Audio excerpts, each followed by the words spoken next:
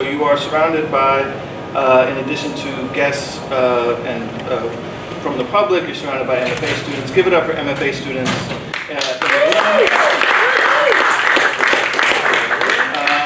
We're really excited this is now our 5th residency, which also signifies our first and inaugural graduating class is also here in the room, so give it up for them. For those of you who don't know about us, we're actually the first and only low residency MFA program that is housed in New York City. A low residency program is basically where you do 2 intensive 10-day residencies on site, which is what's happening right now, followed by kind of distance work one-on-one with a terrific mentor. And then you come back in the winter, so you get some hot, you get some cold, and you have time and space to work on your writing in some of the isolation that we need for our creative endeavors. So we bring in lots of great speakers, and tonight is absolutely no exception. I'm going to turn it over to our dramatic writing coordinator, Ben Snyder, who helped put this evening together. One of my favorite responsibilities in this position is bringing writers that I love to work with our students and to speak to our community. That's you. So it is my honor and privilege to be introducing Seth Zvi Rosenfeld. He might be the perfect writer to bring here, as he speaks to every discipline. Has a long career as a playwright, screenwriter, TV writer, but he's also written a novel. He's also a poet. So hopefully there'll be something for everyone here tonight. When I first got to know Seth and his body of work, and where he fits into a constellation of writers in New York and around the world, it's like he's your favorite writer's favorite writer. Not only is he a master storyteller with 30 years in the game, but he's also incredibly loved and respected. He has a ridiculous amount of goodwill in the community. You can go into some rooms, and if you say his name, you'll feel the energy shift. People will be like, oh, you know Seth? It's happened to me on more than one occasion. He's the only person I know that I can call about anything. If I need to talk through a story issue, a script issue, something in the business, or if I'm having struggles in love, or street shit, or restaurant recommendations, his knowledge and wisdom is vast, as will be evident soon. And I was thinking about that I wanted to share some of his writing with you, or show something, and I was going through his catalog. I was looking at some of the earlier plays, Survey and Bernice Forever, The Flat at Fifth, Everything Turning Into Beautiful. They all hold up. They're all amazing plays you all should read and produce again and again. And I was reading the newer plays, Handball, and Downtown Race Riot, and Summer with Diane, and I was looking at the movies, Sunset Park, and A Brother's Kiss, and King of the Jungle, Subway Stories, the TV shows he's written for, How to Make It in America, The Get Down. But I've decided instead, if it's all right with you, to read some emails that he sent me. Is that okay? That's some of my favorites of his work. Here's one. About 5 years ago, a dear friend of mine died, and I was having a hard time with it, and this was an email that Seth sent me.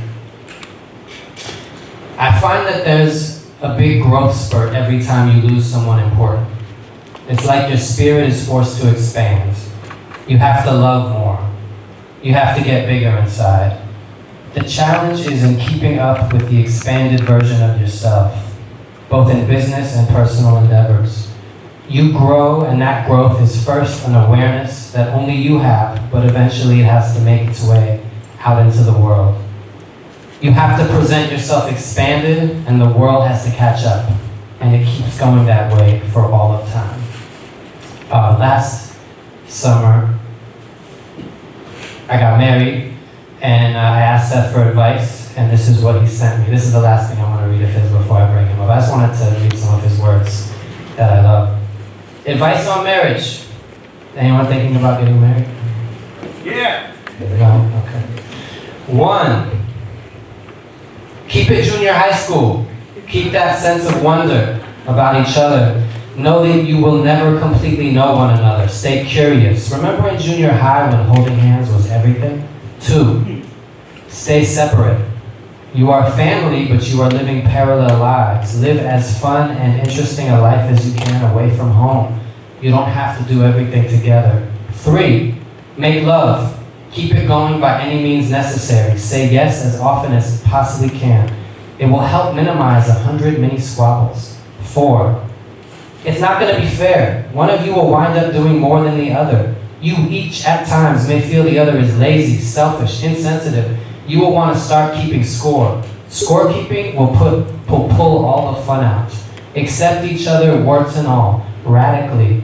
If you find that the other is unacceptable or does something that is unacceptable, get help. 5, have each other's backs. Try not to complain to others about each other.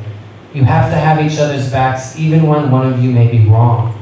If you have differences, work them out with each other. If you can't, get help. You have to be each other's best advocates. 6, don't stop surprising each other. Stay creative in your marriage. Have fun. Life will present challenges. They will be perfect. You will need them to grow.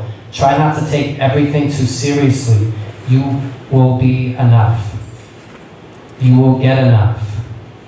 You will get enough to sustain this. Don't compare yours to anyone else's. Every marriage is a fingerprint. Make yours have purpose. Please give me a warm welcome for Seth Zvi Rosenfeld.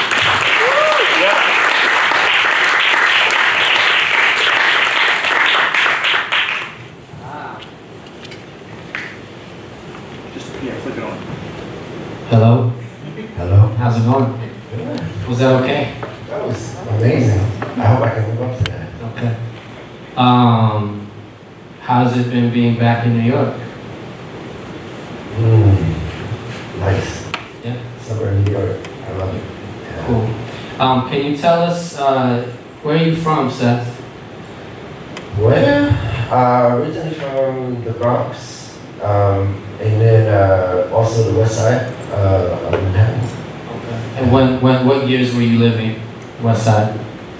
I think we moved there in like '67, so I'm old. Yeah. Cool. And can you talk a little bit about what that was like growing up in that neighborhood and how that has maybe informed some of your work? Well, I grew up in what they call rich Alana housing, which was kind of one step above the projects. And it was subsidized housing, but you had to, it was a little different than you know. And in those days, they were trying to, I think, there was some fear that the entire west side of, it was very different than now. There was some fear that the entire west side of Manhattan was going to become a slum. So they built all this housing that was very affordable, and they tried to move as many families as they could in. So, you know, a lot of people moved, at that time, a lot of people moved from the Bronx to, I grew up on Amsterdam Avenue, and a lot of people from the Bronx wound up coming down to the west side. Yeah. Cool.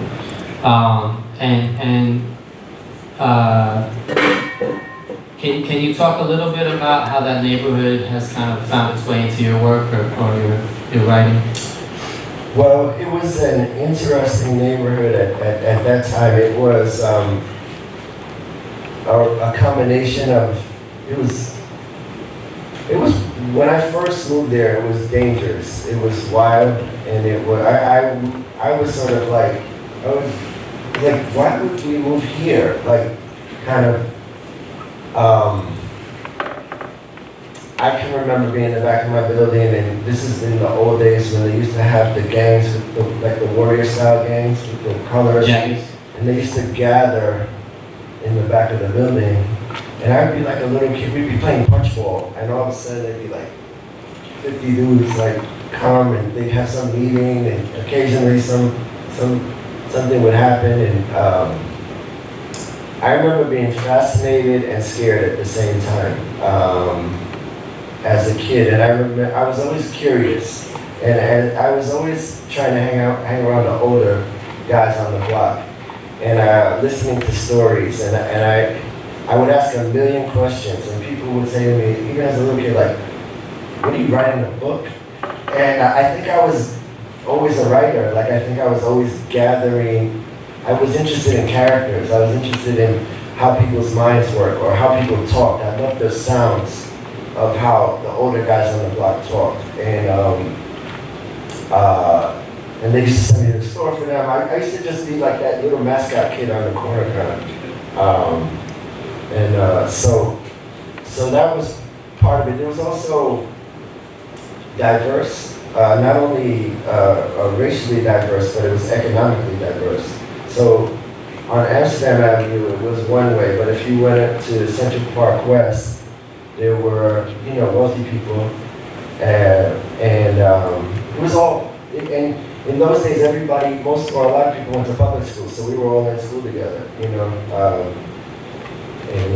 so I got introduced to a lot of different kind of people from different backgrounds very early on, and I feel like I was very lucky in that respect. Now, as a kid, you got bullied when you were little, right? So? Can you talk about that? Well, what part? How you got bullied and how you got. It's one of my favorite stories. I think it's a perfect story. What story are you trying to read? When you tried to hide at home. Oh, yeah. Yeah. This is a good. Yeah. So when I was like in the 2nd grade, there was a kid named Robert Ryland. And he used to pick on me every day I went to school. He'd be like, smack me in the head, give me got a quarter, blah, blah, blah.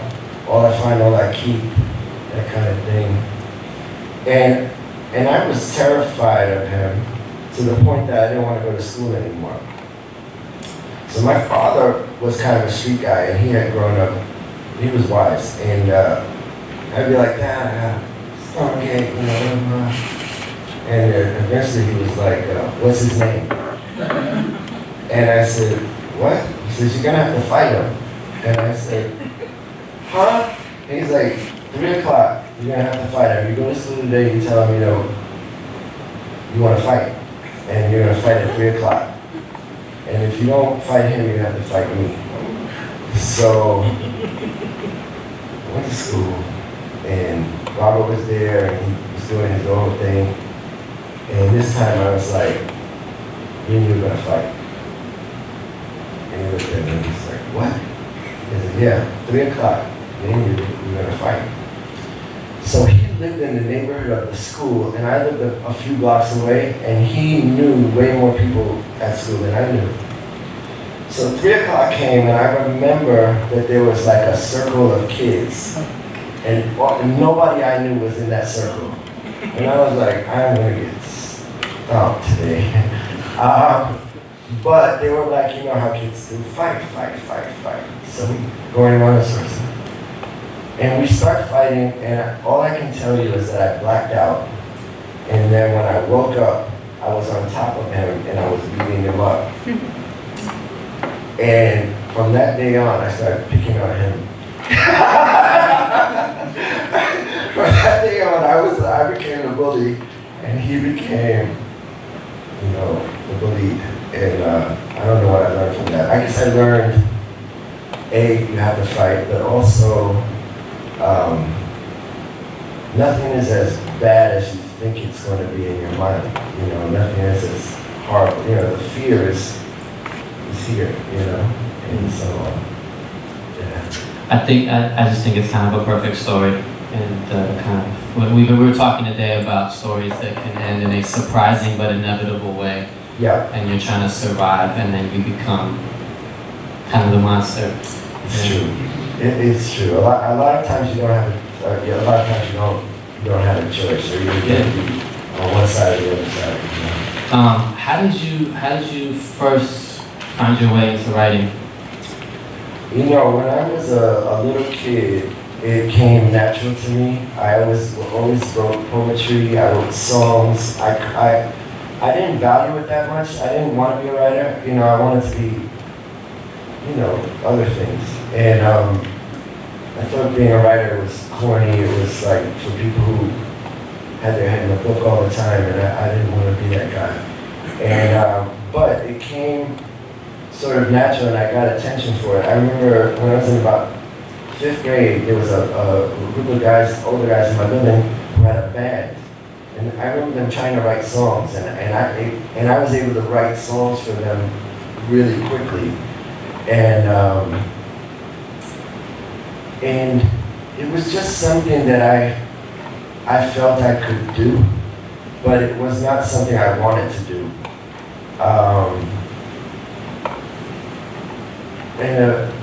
I think eventually I realized it was the only thing I was really good at. And that I was headed down a pretty destructive path in my early 20s. And I started to write a play about my life. But about also, I had a sister who went to high school of performing arts who was trying to be an actress. So I wrote a play, and my idea was that she and I would star in it. But it took me like 4 years to finish the play, and by the time I was finished, I was too old to play the part. So it became like the first play that I wrote, and it took a while for it to get on. You know, there were sort of years between the idea like, oh, this is something I enjoy doing that I can do, and then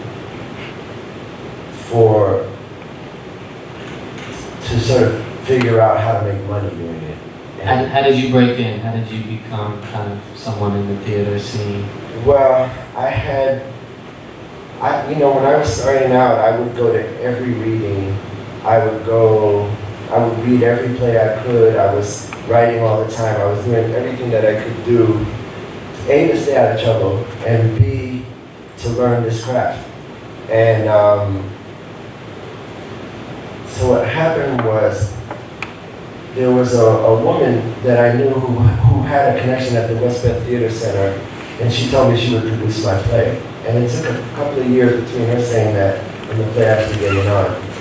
And when the play got produced, this was in 1990, so there was a woman who came who talked to me afterwards, and she said, you know, I really think your play is very good, and I want to bring some people to see it. And I said, great. And this was when they were shooting a movie called New Jack City in New York. And she wanted to bring in the producers from New Jack City to see the play. And they came up to me and they said, you know, you're incredible. We're going to hire you to do this and that and the other thing. And you know, I was starving at this time, and I had a kid. By this time, I had a daughter, and I never heard from them. So about 3 weeks went by, and I used to go to play with my daughter at preschool, which was in Tribeca, in Independence Plaza. And the Tribeca Film Center was right across the street from Independence Plaza. So New Jack City had their production offices, I found out, in the Tribeca Film Center. So my idea was, after I went and played with my daughter, I was going to go sneak into the offices and find these guys, right? So I went, you know,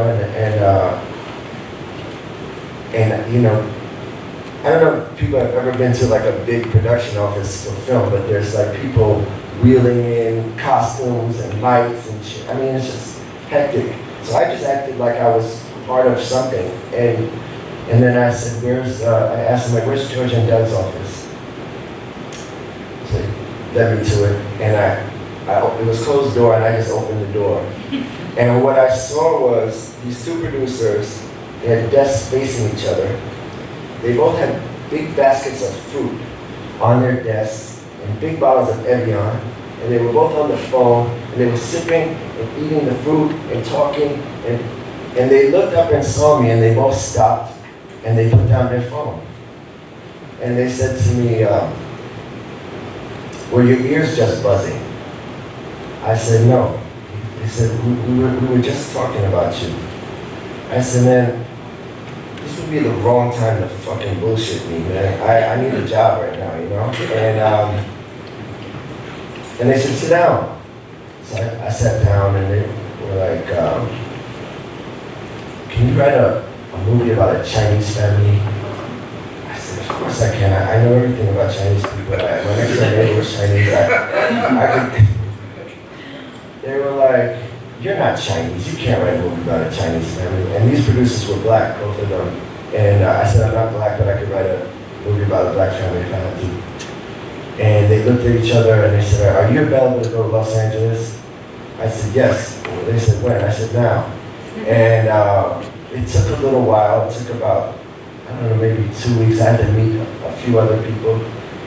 And they sent a limousine. I was living in squalor at this point, and they sent a limousine to the place I was living. And then it's first class tickets. And they put me in the Chateau Marmont. And they gave me 2 weeks to rewrite this script. And I didn't know one person in LA. I didn't have a driver's license. I didn't know how to drive. I was scared in the hotel. I didn't know anything. I was just like, get me home, you know? And I finished writing it in 5 days. And I did such a good job that they hired me to do something else. And before long, I was just working back to back all the time. Wow. Yeah. How did you get, was this your entree into doing TV work as well, or was that a different? No, the TV came, you know, like more than a decade later. I got interested in television, you know, when HBO started to do interesting work. I had always thought that, you know, most of the network television, I was not a comedy writer in that way. And I wasn't that interested in a lot of the shows that they had on. So I was doing theater and film for the first, and then I started directing. I directed a couple of films, but in like, I guess about 2004, 2005, around that time, I was like, the interesting work for me was migrating from film to television, and I wanted to get involved in that. Okay. Yeah. Was there a moment where you kind of felt like, I'm a real writer now, or was it gradual? Or not an imposter. I think when I really, there was a moment when I decided I was going to do it. You know, that I was going to, I felt like a real writer before anybody else thought I was a real writer. Like, I remember telling my father, you know, that like, you know, Dad, I'm gonna be a playwright. And he was kind of like, well, you know, you don't even pass English. Like, how are you gonna be a playwright? Like, you know, how do you plan on doing that? You know, and that became part of my motivation actually, was to prove to him, you know, that I could do something, you know, but yeah, but I think like, you have to take yourself seriously first, you know. I think that's how it goes. Was that like a shift in you when you decided you were taking it seriously? Yeah, I think for me, I could see where my life was heading, and I could see that there was nothing good coming my way, and that writing seemed to be a kind of therapy for me. It seemed to be,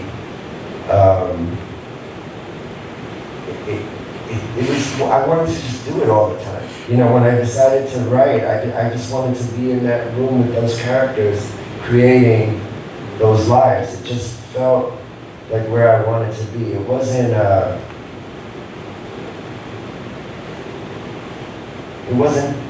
hard in that way, you know. Were there writers that you looked to that were, you felt, you know, doing the thing kind of the way you wanted to do it, or inspiring you? I liked a lot of playwrights, you know. I liked a lot of the, you know, Sam Shepard and David Rabe. I liked Miguel Pinero. I liked, there were people who I looked to because I felt that they had unique voices, that they had, I wasn't trying to be like them, but I could feel that they were unique, and that they had tapped into something, that they were in their purpose, that they were put here to sing the way they sang, you know, and I wanted to do that too. How did you get in the position to make your own films?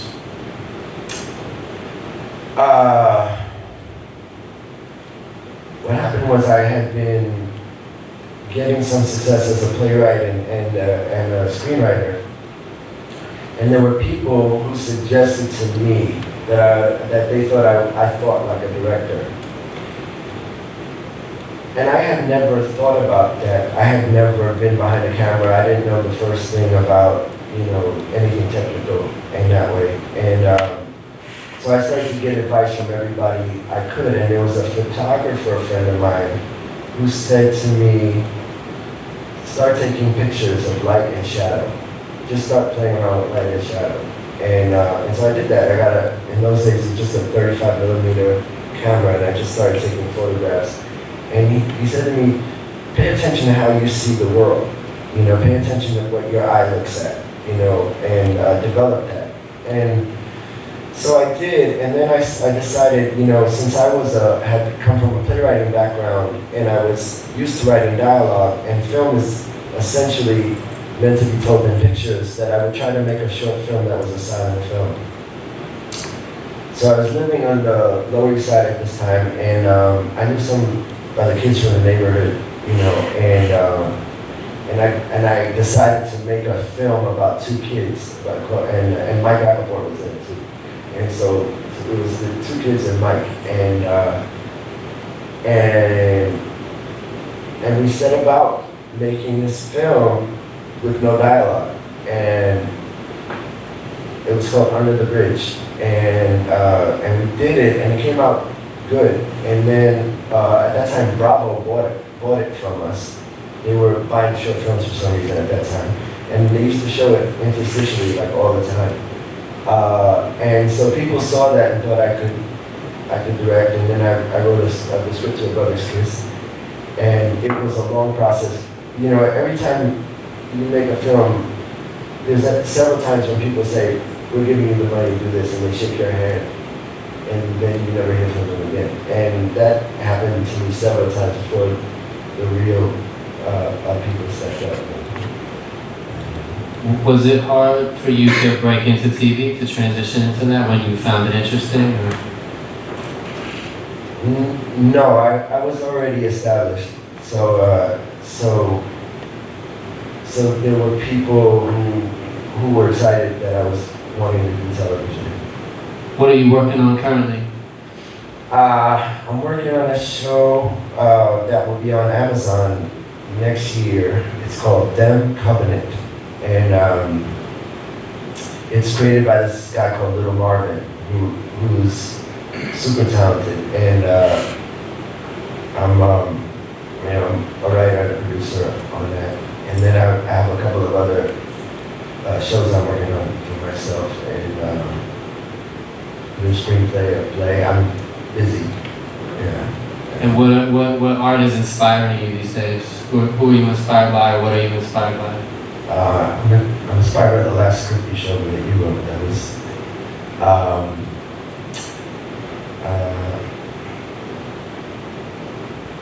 I don't know. That's a hard question. Do you all have any questions for Seth? Can't really see. Anything? I can keep talking. I just wanted to give you a chance to interject. Yeah? I just want to say that I did Seth in 8th grade, and every day, for 2 years, in the high school, he made me laugh. He would walk in the room, see people watch that, and he would turn himself to all that humor to himself. So when I found that, I did kind of live in the 19th century, so I had no idea. My friend said, "It's a protocol." That's all I knew. And I didn't even speak English, so I said, "Oh, that's here." And then I looked on Google, and I'm like, wow, so that thing was like, oh my God, he's like on a red carpet with those Berettas, you know? He's like, and I'm just thrilled, and it doesn't surprise me at all. Because kind of like your remarks, your wit, always make me smile every day. You know, so congratulations. Good. You don't remember me, I'm Friend from 8th grade. Great. Thank you. Any questions? Any questions for Seth? Yes, I see you. So you mentioned that you want How to Make It in America, which was a Yeah. great show. I love I think they had 2 seasons. Can you give any insight into what making that show was like, and maybe why HBO didn't continue with it? Yeah, so the process was, there was a guy called Ian Edelman who came up with the idea, and the process of making that show was difficult because it was really not that easy to keep making stories about these guys who are trying to make a pair of jeans and a hoodie. And so we constantly were looking for where to take the show and what stories to tell. And I think that part of I think the people who really liked that show really liked it. Like, I have people who come up to me all the time saying, how come we're not, going to see a season 3 and all that kind of thing. I think for HBO it came down to ratings, and then it also came down, and I think they started, the same year that we ended, they started making Girls, and Girls was a wildly popular show that existed in this, not in the same exact world, but in a sort of parallel world, and I think they didn't want to have two New York shows with young people in downtown and Brooklyn and that kind of thing, and that in some ways Girls was an edgier and possibly a more important show than How to Make It in America. All right. There was a yes. Go ahead. Could you talk more about the transition from film to television? Sure. Possibly vice versa. From film. Well, I mean, from a writing standpoint, Yes. there's a basic difference between film and television, and that is in film, you're really trying to tell a story that you can wrap up in 2 hours. In television, you're trying to tell a story that never ends. So the idea with television is how do we keep this going? How do we not end it? How do we end this episode so that it opens it up more? So that there are more stories to tell, that there are more characters that we're going to want to watch, that people are kept on the edge of their seat, and are binging or waiting for next week, that kind of thing. So the mindset is different. The other thing I would say is that in television, there's more talking. It's less of a visual form, and it's close to the theater in that way. In that the dialogue has to be interesting. It's really, I think, the best medium in the world to explore character, because you can over time go deeper and deeper and deeper and deeper, and characters can really surprise you. In that way, it's a really interesting. I think it's interesting for a writer from season to season to grow or learn how these characters will grow.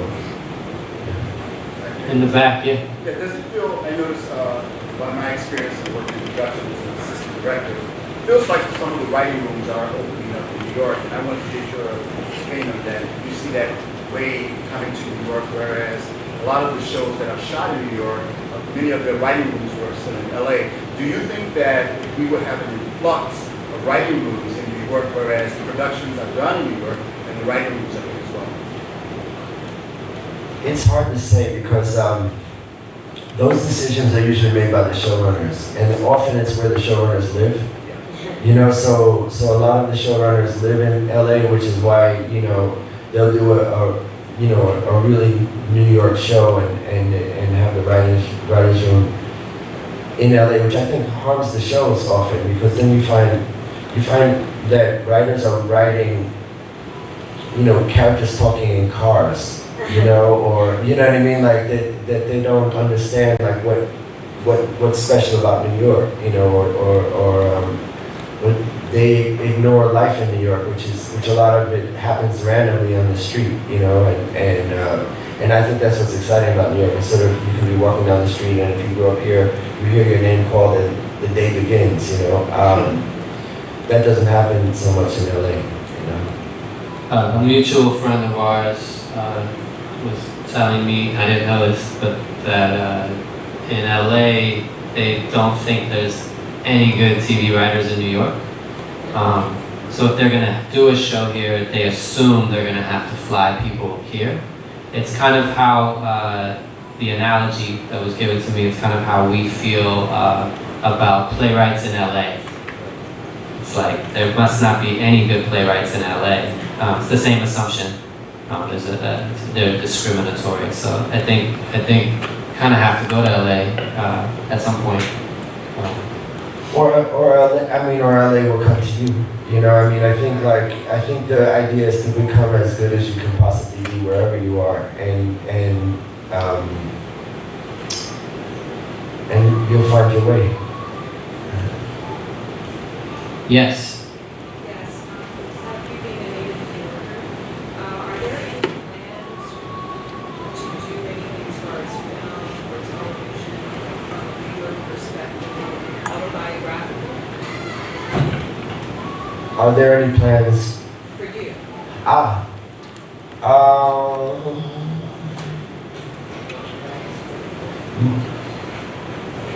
I just wrote a screenplay that's kind of that is kind of autobiographical in a way, and so hopefully that will happen. But the shows that I'm working on are not that way. I was hearing music. Yeah, did you get it? I think so. I was hearing things. Other hands? All right, I'll let you think about more questions. I'm gonna ask some more questions of my own. So when you're struck by inspiration, and you realize there's a story you need to tell, what's your process? Are you a big fan of outlining? Do you do research? Like, how do you start and end that journey? Well, usually if I have an idea and it won't leave me alone, like if I have an idea and it just lasts one day, then I don't pursue it. But if I have an idea and I wake up for like 3 days straight with it in my mind, I start to think, oh, maybe this is something I'm supposed to pin. Sometimes it will happen like a collage. Like I'll read an article over here, and then there's somebody I know over there, and then there's something I've been thinking about a lot, and all of a sudden it will form itself into one idea, and I try not to force it. I try to allow the idea to just keep working on me organically until it seems to have some kind of a shape, or some character is starting to form, and then I don't do it's not like a linear process. I can hear a song And it will find its way. And it might, you know, I like take from everywhere. It feels more like a collage than like, you know,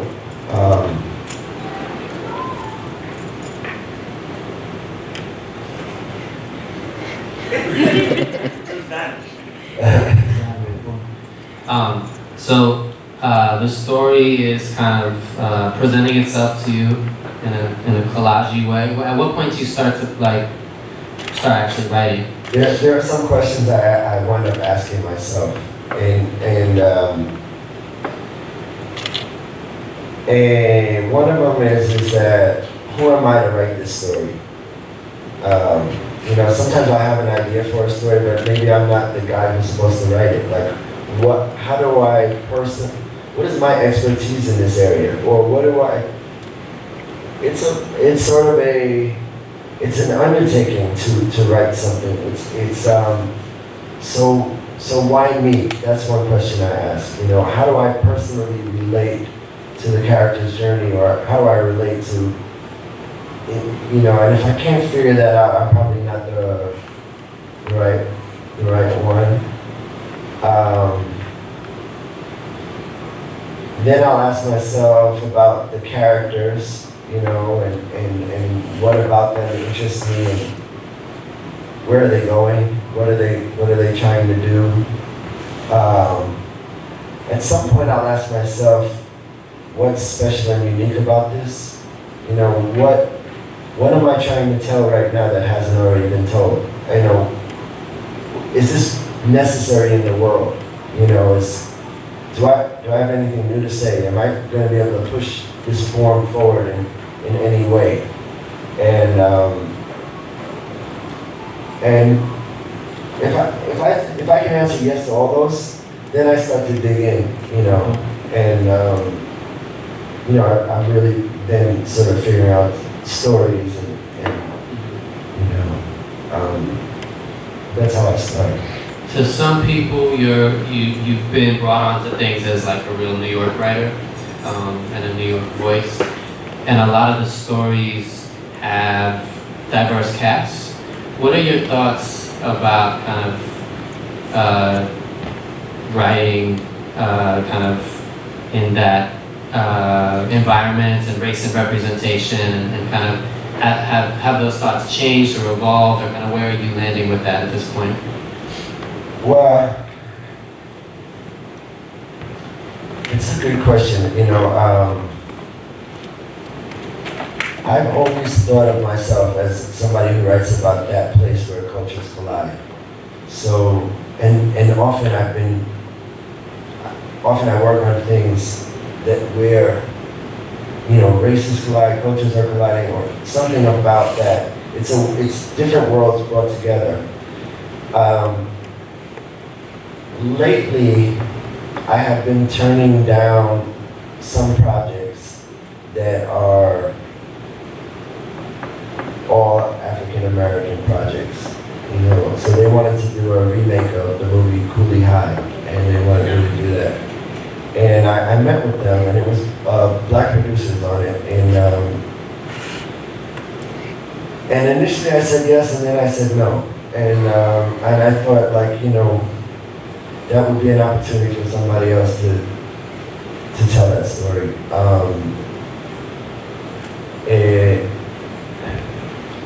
It's a tough one, you know. It's a tough one because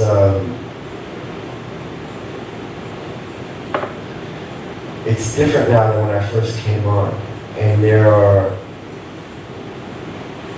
world is changing, and I think in some ways it's time for people like me to step aside sometimes and let other people get their chance.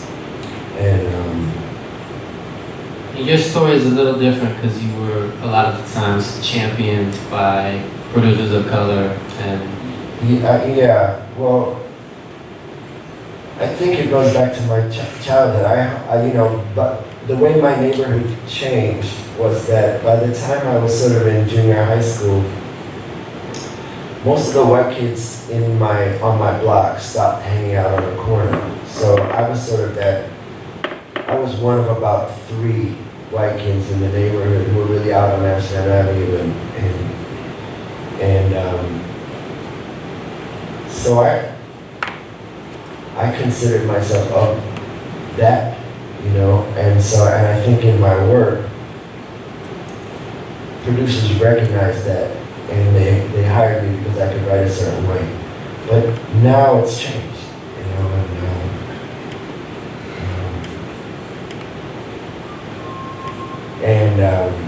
and it's hopefully it will continue, you know, to change. Any more questions from our audience? I see some hands popping up. Yes. What inspired you to write Sunset Park, and what was the process of That was a job that I didn't want to do. It was based on a 60 Minutes piece about a female basketball coach in New York City who had led her high school team to the championships. And it was Danny DeVito was producing a lot of movies back then, and he wanted to hire me to do it, and I didn't want to do it because I felt it was like an after-school specials kind of story, and I considered myself, I just didn't want to do it. And so my agent at the time said, you know, if Danny DeVito wants to meet with you, you should meet with him. And so I flew out to LA and I met with Danny, and I really liked him. And I liked Rhea, his wife, and they brought me into their home. And I don't know, so I started to try and do it, you know. And this is an interesting story about writing. They wanted me to write like an outline for the movie, and they brought me to California, and I was staying in a hotel. They put me up and everything. I couldn't do it. A week went by, nothing. 2 weeks, nothing. There was a director on the movie. He would come by my hotel and he'd say, "What do you have?" And I would say, "Nothing." And then finally, Danny wanted to meet with me with all the producers and the studio and all this shit. And so I remember he drove me out to Danny's house. And all I had was a short story that I had written. And I wrote a short story about my mother in the Bronx. And the director was driving me, and he said, "Well, what are you going to do?" I said, "Well, I'm going to read them the short story." And they're like, "You're going to get fired today." And I was like, "Well, this is what I have to read them, you know?" And the short story was about my mom, but it was also about this character. You know, I felt that I could get into this character through my mother's story. And so Danny's there, everybody's there. They have people on speakerphone who are piped in from other places, and it's a big thing. And they're like, "Okay, Seth, pitch us what you got." I said, "Well, I don't have anything. I just have a short story." And Danny looks at me like he wants to kill me. And he says, "Read it." And so I read them the short story, and they were all quite moved by it, especially Rhea. And it actually saved me writing it. It opened something up, and they could all feel it in a way. And it was a lesson to me that you don't have to do things the way everybody else does them. You have to go where your own inspiration is, and take that chance as a writer, you know. So anyway, that we wound up working on the script for a while after that, and it was a great experience. I mean, all of those young I think that was Terrence Howard's first film. I mean, it was Fedro and all of those young guys in Rhea. It was just a lot of fun. Making that film. Does that answer your question? I see the hand in the back again. I have one more question. I'm going through the process now as optioning the rights to the book. Yeah. I'm just waiting on we're going through the red line stuff and all that kind of stuff. Right. My question to you, I have two writers in mind. One just got nominated for Tony. She's a friend as a writer for Broadway musical. And the other is writing the Angela Davis story now. And I've mentioned to them that, I'm going to circle back to them once things are happening. My question to you is, can you give me any advice as a young, this will be my first feature. I produced a documentary and a short film on HBO, that short film. But my question to you is, can you give me what advice you can give me to schmoozing writers to come on board, to read this book, or to be interested in hearing what I have to say? I think people respond to passion. I think that people respond to honest passion. That's what I've found. That if you come from your heart and sort of let them know what this book means to you and how much it means to you and why them.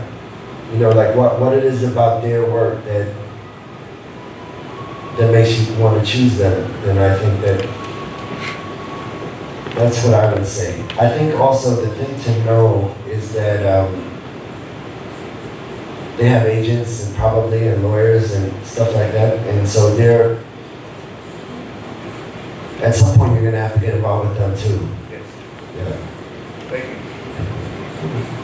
you. Yes, over here. Hi, I'm really curious what your outlook or take on formal education once you've been a so-called professional in the industry, but not in the vein that you want to. I work in advertising, so Ben knows I want to leave advertising eventually one day, and that's why I'm here to, start thinking about doing potentially an MFA. But I think to myself, director friends of mine say, why would you go to school? You already know everything that you've lived it, basically. But part of me is, because I was never very good at school, wants to, I guess I've answered my own question, but I'm just curious about your take on it.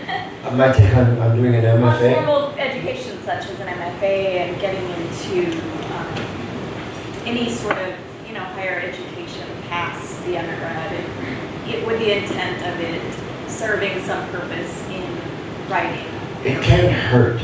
I mean, it's an environment that is encouraging you to write, and it's encouraging you to learn about writing, and there's a lot to know about writing. So it's a way of putting time aside and committing yourself to a thing, and I think that's important. I think that particularly for people who are coming to this, in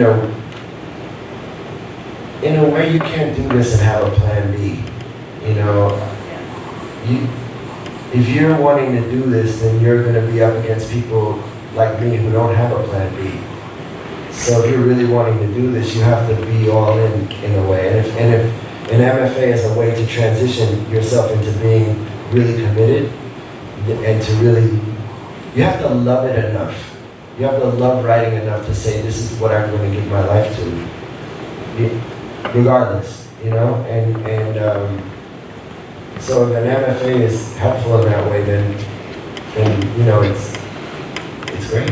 And you taught graduate writing. I did. How was that?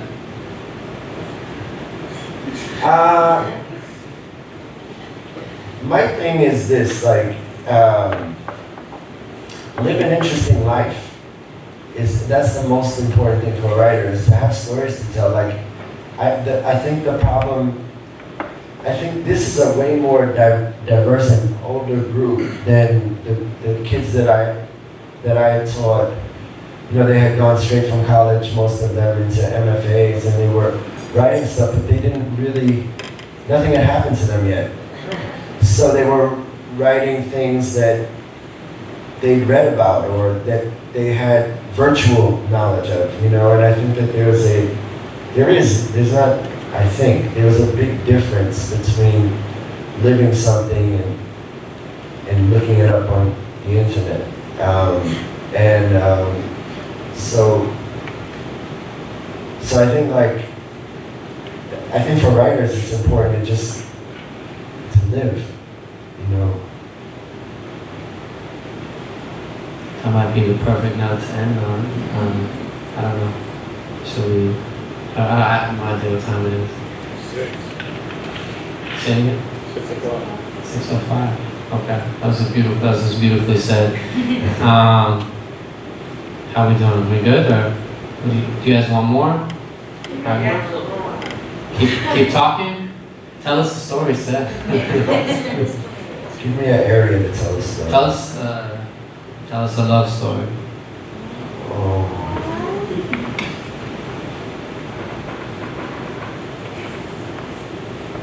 Did you ever collaborate with anyone like Neil Simon or Woody Allen?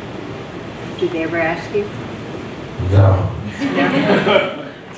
But that would have been enjoyable. Yeah. Yes. Of all the work you've done, what have you enjoyed the most? I think sometimes the first time you do something is the most fun, for me, so one of the things I enjoyed the most was a little play I did. It was my first production. It was a one-act play that I wrote and directed, and my whole neighborhood showed up to see it. It was like, it was just really gratifying. And then the first film I did, it's called The Brother's Kiss. I really enjoyed doing that. We did that, and it was like almost family style. Like it was just the spirit of the production. Sometimes the more money involved in something, the less of your soul is. It's just become such an endeavor of profit, and which is good. I'm not mad at money, but it's the feeling isn't as great sometimes. It's because the profit motive is just it consumes the spirit of the thing sometimes. A Brother's Kiss is an amazing film, which you also acted in. Oh, please. How was that? What did I do? I was like, the spam. I was talking about spam. Like soup? Or? Spam, I think I was talking about spam. It was, Mike Rappaport was directing me, and because I don't really know how to act, and he was just telling me what to do, and I did it. And Why did you want to be in it? well, Spike was in his movie. I felt like, everybody was doing that, I was like, I wanted to be part of it too, but now I think, it's not really that necessary, but at that time it was something that I wanted to do. I wanted my mom to see me too. Yeah. Do you know the end of the screenplay when you start writing it? Or do you figure it out as you go on? It's great when you know the end. It's better when you know the end, but I don't always know the end. But it's such a gift. It makes your life so much easier, When you were where some of the people out here are as far as more early career or just kind of like taking it seriously, is there something you wish someone had told you?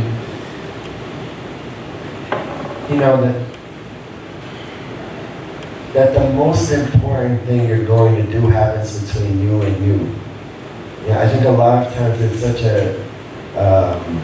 this idea that like you're going to get it through networking, or you're going to get it through being in the right place at the right time, or you're going to get it through that there's some shortcut that you can. And the truth of it is that if you say, okay, I'm a writer, and you really mean it, you're going to be doing it the rest of your life, and it's going to happen for you. You will get a chance. You just have to sort of. I've seen it. I've seen a lot of people get at least that one break, and then once you get that break, I think the thing that I learned that was really helpful for me is that I was when I started writing, I was also really into martial arts, and one of I had this Korean master, and he used to say, "One time must make, one time. You may never get another chance. One time must make."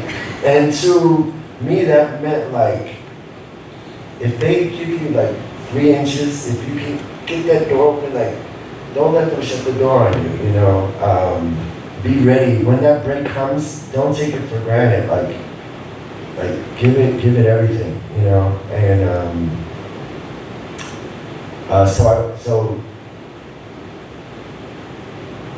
so that is, I mean, the work is the work, and everything that happens to you will come to you because people are attracted to that, and that's what I would say. Yes. I have a question. As a writer, if you write a script and you find the person that you want to direct it, but you're passionate about the way the story is going, but the director does not see it, but you see it, like you just got to tap into it, but the director's like, I don't know if you could, but you see it. Yeah. Do you cancel the director, go to somebody else, or how do you come up to make him see what you see? And like, if deep inside you know the shit is gonna be fire. So how do you convince the director that, yo, come on, let's take a chance on this, or anybody? You know? Yeah. Because you can sometimes you show the passion. This is why I don't know, sometimes it's all about the money, right? So you're like, oh, this is not gonna work. But you know, if you tell the story a different way that's never been told, if the story is great, it's gonna make money eventually. Right. So how do you get to, like, I mean, some people are stuck, but how do you move on, or do you? It's hard. Like collaborating is tricky. You know, it's full of compromise. You know, and I think it's important to figure out the things that you're willing to compromise on, and the things that you're absolutely not willing to compromise on. And if you know in your heart that this is one of those things that you can't change, I'll give you, and then you have to walk away. No matter, and just trust that the right person is going to come along, you know. But if it is something that you're willing to see, or that you can find a middle ground, then you know, that's an important part of collaboration. Yeah. What films have inspired you, like coming up with movies that you may have seen, or films that you watched when you were younger, and think that you feel like this is awesome, this is something I would do? Well, this is weird. This is going to be weird. But the first movie I saw that made me think like, oh, maybe I could do it, was a movie called Short Eyes. It was actually a prison movie that took place in the Tombs prison in New York. But the way it was written, it felt so real to me that I had not heard that kind of language in a film before. I liked a lot of films growing up. I mean, I love, I love Woody Allen films, you know. I love Sidney Lumet, Martin Scorsese. I loved a lot of the really good New York directors. I think because I'm from the 70s, I was really influenced by movies that had often had endings that weren't happy endings, which you're almost not allowed to do anymore, you know.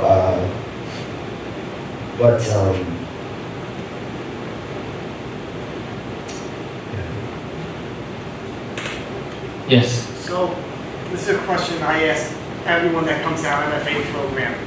How do you know when you're done? You wrote the draft, you edited, you just keep looking at it. Like, what point do you know this is done, it can't get any better, and I just have to submit it? I don't think you're ever done. I think like, I think you're done when it's done. You know, like, you know, you can get to a point, I often get to a point where I'm like, okay, this is as far as I can go without, you know, I need now directors and actors and so on, but you get more information every time. Like sometimes, one thing I would encourage anybody who's doing dramatic writing to do is to get actors together and hear your work out loud. Because you get so much information from actors, you know, and some things you think are brilliant are wind up being too wordy. Some things that you think don't work perfectly, you know. So it's a good, you know, So I think that what happens is you get to a point where you go like, okay, I feel like I've done as much as gone as far as I can go. Now it's ready to see what the world will do. But there's always opportunities to make something better or worse. So you know, like not everybody's idea is a good idea, and you have to be able to this gentleman's point, you have to be able to discriminate between something that feels like it's making your work better and something that you feel is taking it sideways or backwards. Yes. That's nice. Yeah. Okay. Well, I don't know, what that gentleman was saying, I know a lot of people, I watch a lot of my movies, like, why on color television, but a lot of writers that wrote most movies got better directors and just directed it themselves, you know? That solved that problem right there. But, I don't know what to say, first of all. It's really good to hear you talk with every artist and artists that I can't explain it. But everything you say is exactly what I feel about my art. I don't write, I can't write at all, you know. And I mean, it's well, but that's, you know. So what he's saying is resonating with you. Yes, Yeah. that's it. Let's see. Yeah, I can write that. I No, it's good. Thank you. You're resonating with me, Seth. And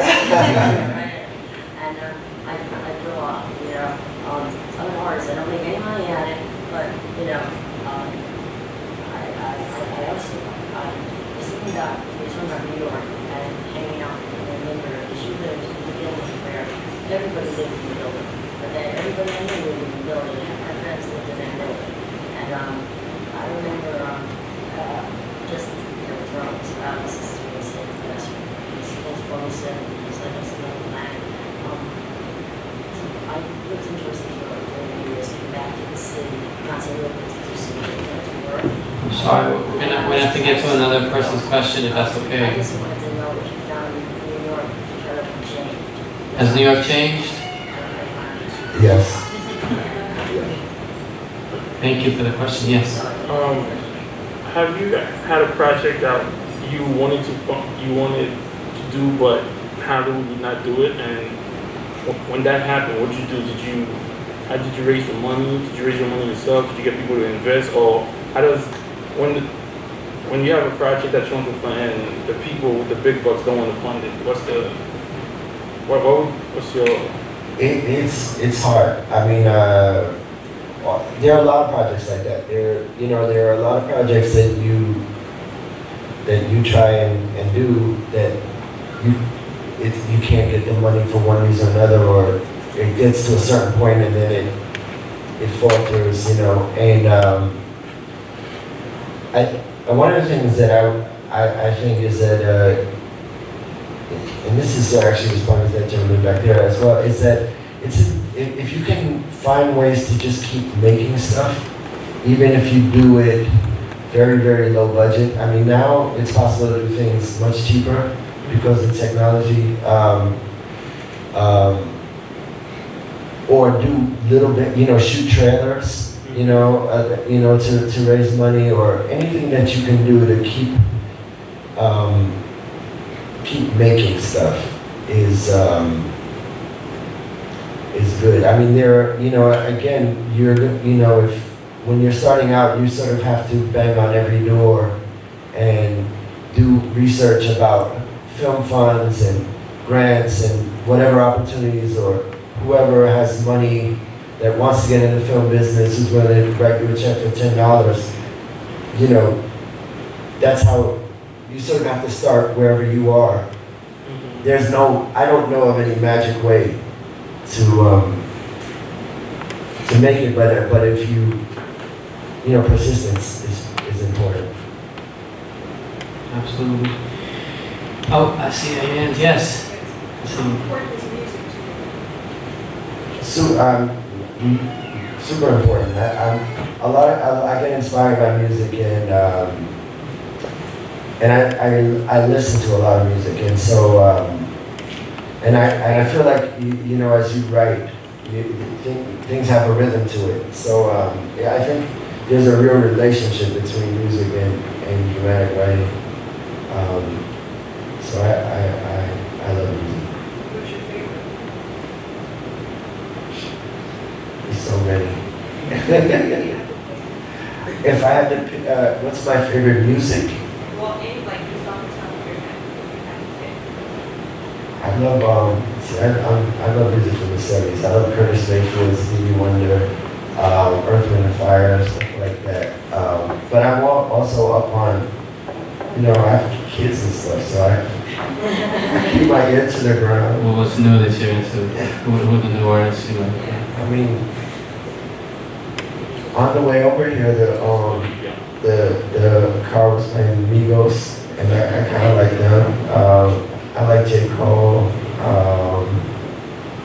like, this is going to be controversial. I like Drake.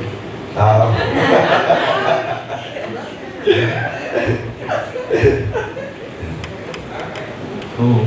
Wow, we have a lot of questions. Yes. So I'm not sure if somebody asked this, but how do you overcome that between procrastinating and actually like working out? Nobody asked that. That is a fantastic question. And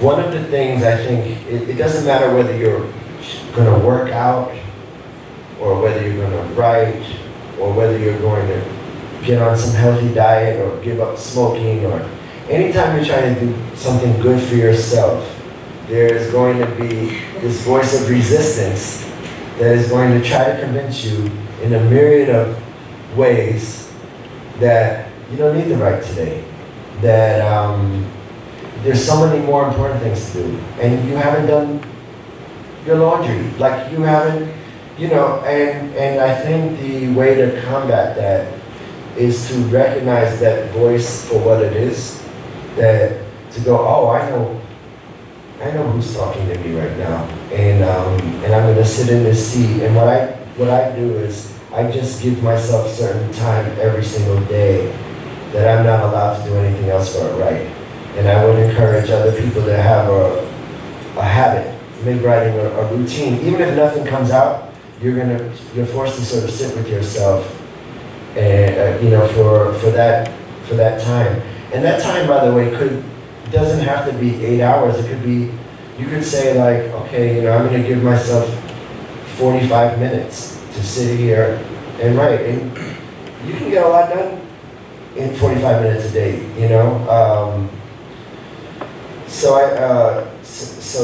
I think it's about recognizing that resistance for what it is, and part of being a professional at anything is going like, I'm doing this regardless. Did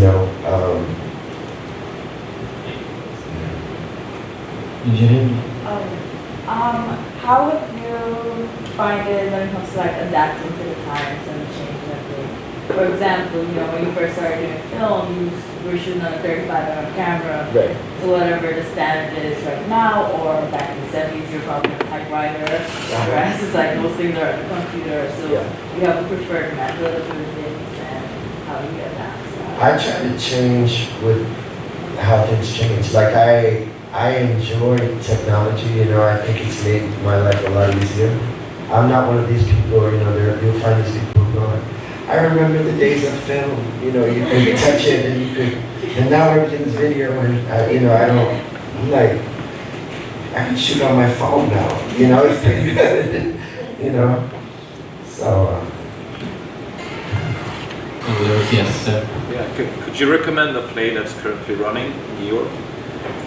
I think he'd be better, because I've been living in Los Angeles, so I'm not as up on that. I would recommend A Strange Loop, currently at Playwrights Horizons. Any other questions? Yes. So, have you ever had an idea pitched or stolen from you, or did you ever know anyone close to you where that happened, especially in a big corporate, money type deal situation? Well, in the year 2000, I made a web series about a marijuana delivery service in New York. It's called We Deliver. You can watch it on YouTube. And so I don't know if that show had maintenance. There's things that I saw that there's things that I've seen in my work that showed up in other places. I tend not to try to, I don't worry about stuff like that. A lot of people do, because I try not to think like, oh, this idea I have is going to be the last idea I ever have. I try to think like, you know, the ideas will keep coming, you know, and so, but I do know that happens, and it is important in some ways to protect your work, you know, to copyright it or to register it with the WGA.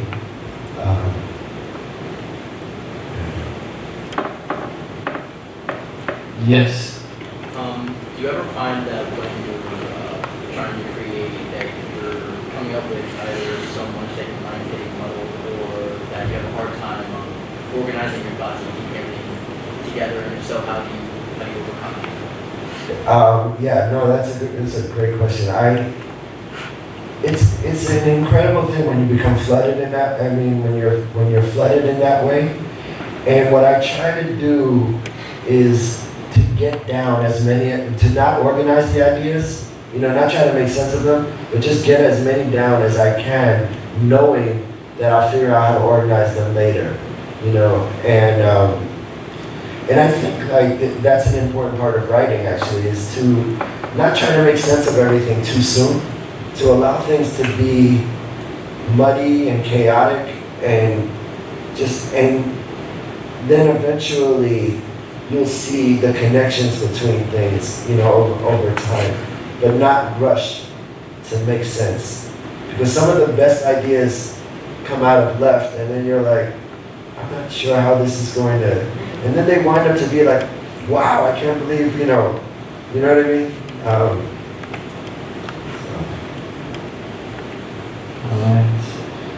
right. Seth will be teaching our MFA students tomorrow afternoon. Thank you all for being here for this stuff.